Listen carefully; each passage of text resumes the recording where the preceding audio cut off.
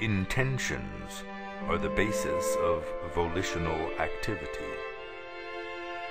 It is only the ego, with a sense of personal doership, which has intentions. Only someone who is under the impression that he can and does control his life. The awakened sage is fully alive to the fact that his life and every other life is being lived, that therefore he cannot be the subject of other objects. Without any intentions, the awakened sage just acts.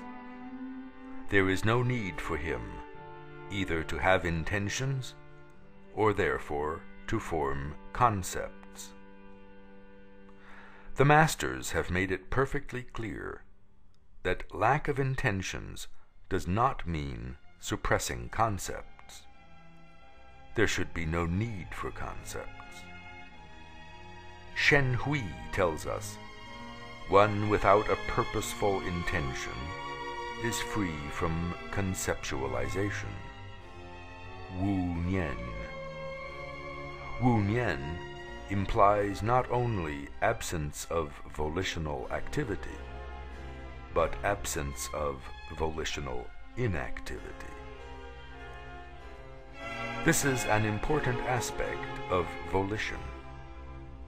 In the Bhagavad Gita, Lord Krishna also makes this clear. All you can do is to work for the sake of work. You have no right to the fruits of work. The consequences are not in your control.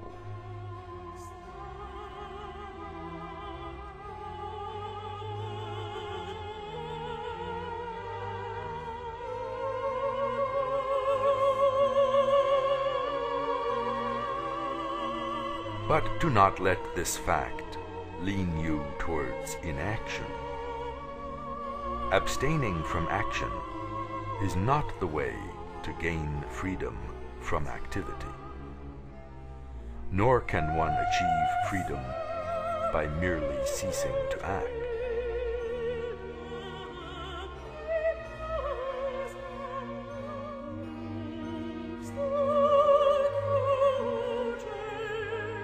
In the sleeping dream, when the dreamer awakes, the dreaming ends, and there is no question of what is happening to the other beings or phenomena in the dream.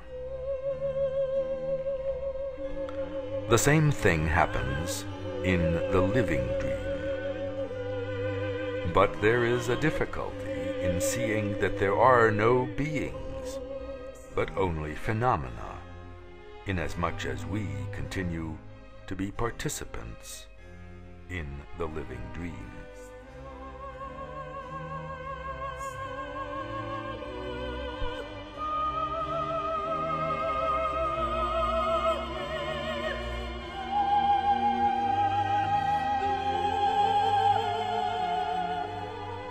And therefore, it is not easy to accept that all beings, including ourselves, are merely illusory phenomena.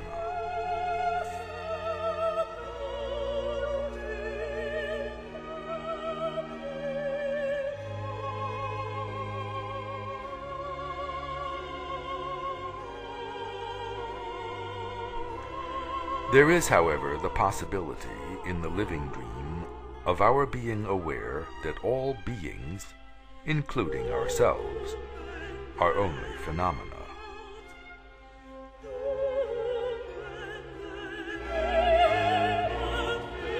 When this awakening happens, there is the realization that one is not the apparent entity in the living dream that one thought he was, but the apparent dreamer of the dream.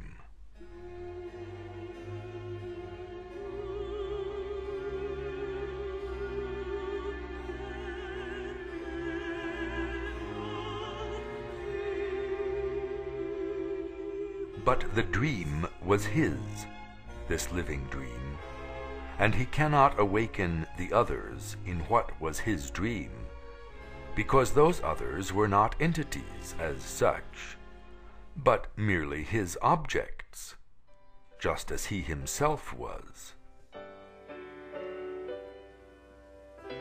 Therefore, each dreamer can only awaken from his own dream. There are children raised in sorrow on a scorched and barren plain. There are children raised beneath the golden sun. There are children of the water and children of the sand, and they cry out through the universe, their voices raised as one. I want to live, I want to grow, I want to see, and I want to know. I want to share what I can give. I want to be, I want to live.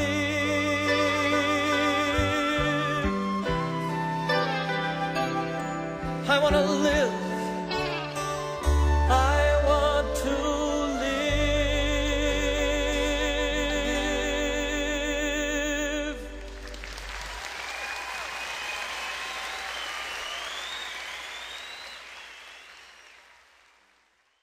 The awakening means, in effect, that while he was the apparent subject of the other objects in the living dream, now, after awakening, there is the realization that, while he may continue to be an object in the living dream of others, he actually is the pure subjectivity by means of which the dreaming happened.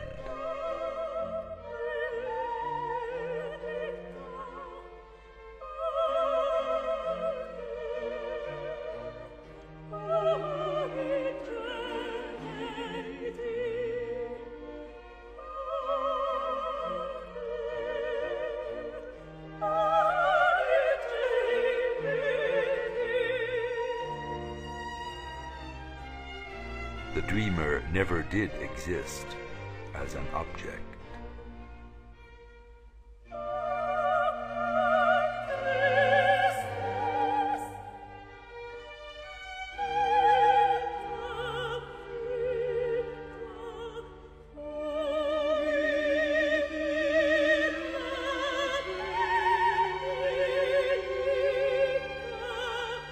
You are neither earth, nor water, nor fire, nor air, nor space. You are the witness of those five elements as consciousness. Understanding this is liberation. If you detach yourself from the identification with the body and remain relaxed in and as consciousness, you will, this very moment, be happy, at peace, free from bondage. Right and wrong, happiness and sorrow are all attributes of the mind. You are neither the doer nor the enjoyer. You who have ever and always been free of all such attachments. You are that consciousness, supreme peace, upon which appears this phenomenal manifestation, like the illusion of a snake on a rope. Live happily.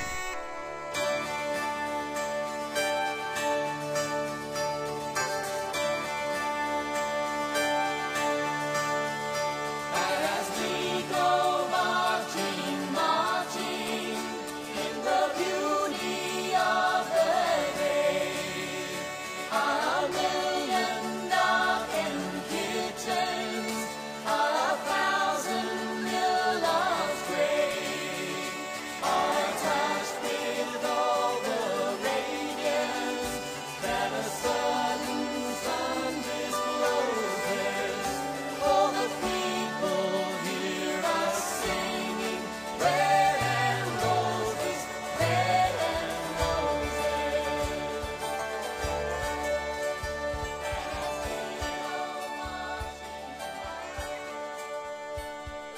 The Atman is the sole witness, all-pervading, perfect, free consciousness, actionless, unattached, desireless, at peace with itself.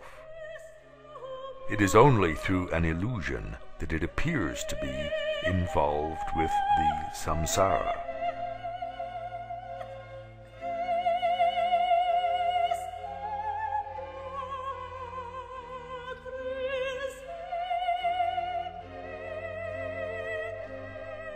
You are unattached, actionless, self-effulgent, without blemish.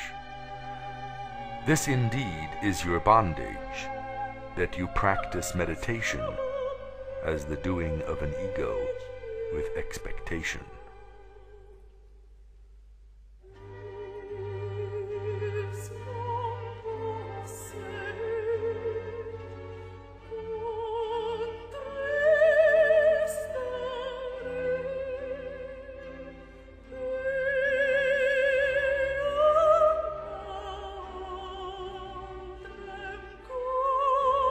Know that which has form to be unreal, and the formless to be the real.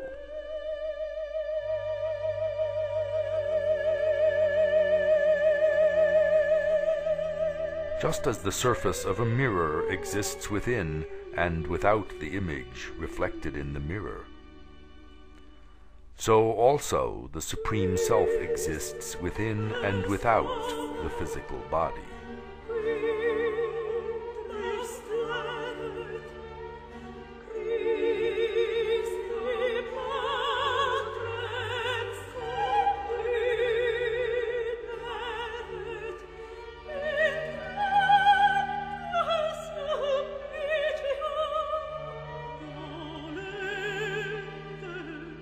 Just as the all-pervading space is both inside and outside the pot, so also the eternal all-pervading consciousness is immanent in all beings and objects.